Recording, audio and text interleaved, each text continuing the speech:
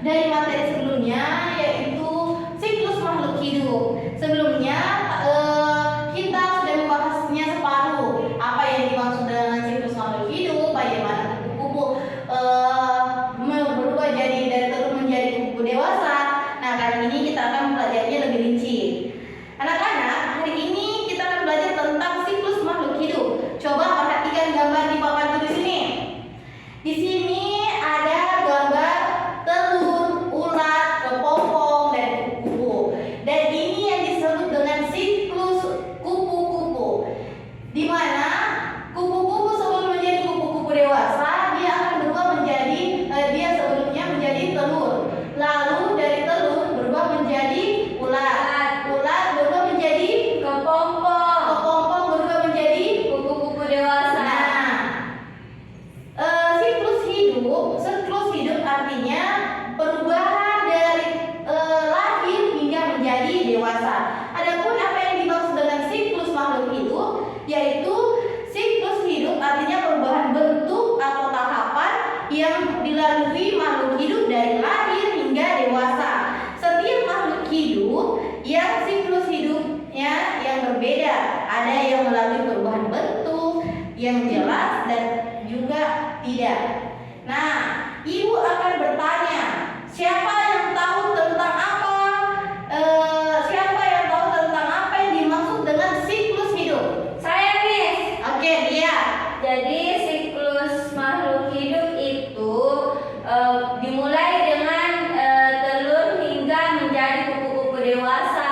Nah, betul sekali. Siklus hidup itu dimulai dari telur menjadi dewasa. Yang dimaksud itu perubahan. Yang ini namanya siklus kupu-kupu, yang dimana dia hanya satu jenis tapi perubahannya berbeda-beda, tetapi tetap namanya satu jenis, yaitu kupu-kupu.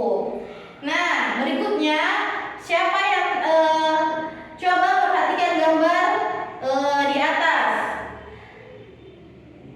Menurut kalian, mana yang merupakan awal dari siklus hidup kupu-kupu?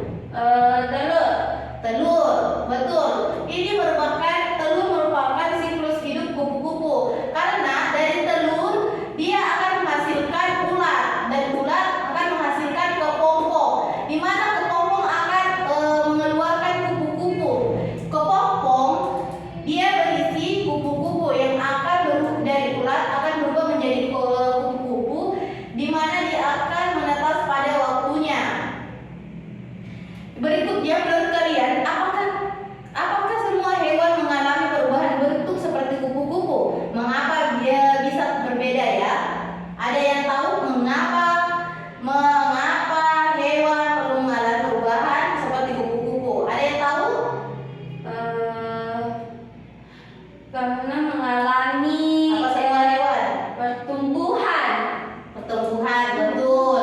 Apakah semua hewan mengalami seperti halnya kupu-kupu? Iya. Seperti apa yang selain kupu-kupu? Ada apa lagi? Ayam. Betul, apa lagi? Apa lagi? Telur. Ya.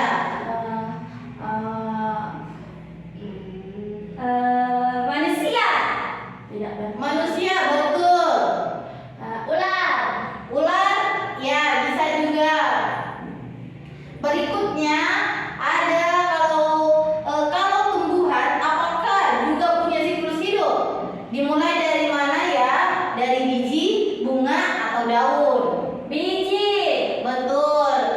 Kalau siklus tumbuhan, dia dimulai dari biji, lalu menjadi tunas, tunas menjadi bunga, bunga menjadi pohon. Buah dan pohon. Ya, betul.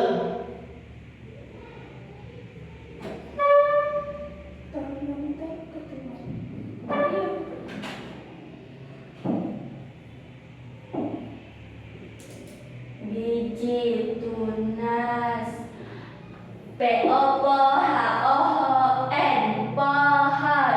Betul. Berikutnya,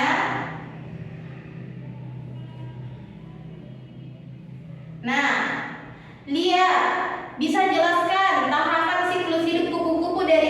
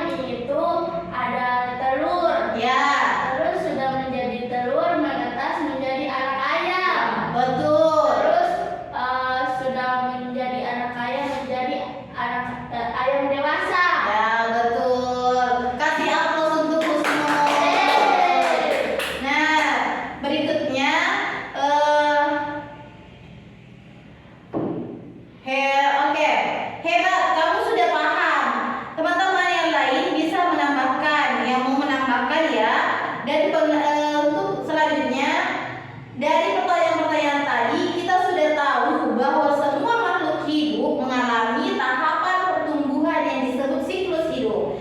Ada yang berubah bentuk dan seperti kupu-kupu dan katak, dan ada juga yang tidak seperti ayam dan manusia.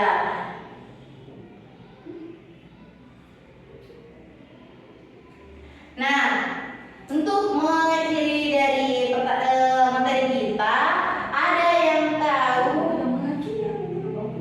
Sudah baik nanti lah, Beri kesempatan 2 sampai 3 siswa siapa yang bisa menyimpulkan? Ayo. Baik, dari penjelasan yang tadi, ada yang bisa simpulkan apa kesimpulan dari yang sudah kita bahas tadi tentang siklus makhluk hidup? Saya Miss. Ya, apa? Jadi tadi itu siklus makhluk hidup bisa kupu-kupu, Betul. ayam, Betul. manusia. Betul. Itu sudah sangat benar. Terima kasih untuk Lia. Berikan aplaus untuk Lia. Masuk gitu benar. Ini mungkin ya. Jadi tadi pengungkapan materinya itu sudah sangat jelas dan lebih mudah untuk dipahami sama siswa. Kemudian tadi pemberian acuannya juga sangat jelas, memberikan pertanyaan untuk ke seluruh kelas, sama ada juga yang menunjuk, sama ada yang disebut namanya untuk menjawab pertanyaan. Ada juga tapi kekurangannya di sini tidak memberikan saat petunjuk siswa itu tidak diberikan waktu untuk berpikir. Sama